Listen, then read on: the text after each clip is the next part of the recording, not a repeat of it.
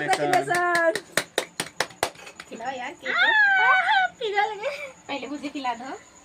बनाओ भैया बनाओ बाबू।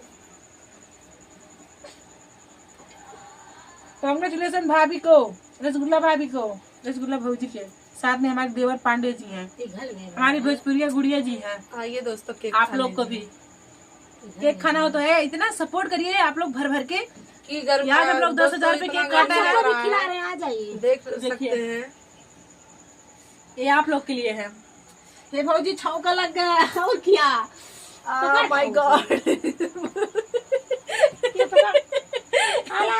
आप लोग खावे के कुछ गलत नहीं बोले हैं फ्रेंड, नहीं बोले हैं ना। वो माय गॉड इसमें अच्छी गलत बात क्या है। है, देखिए भगवान के जब नाम किसी लिया को है। कुछ भी प्रॉब्लम होता है तो गॉड को ही याद करता है, हाँ, वही बात है ना। अब हमको केक है मतलब भाभी थोड़ा खिलाई तो और खाने का मन कर रहा है, बोल दिया है। Oh my God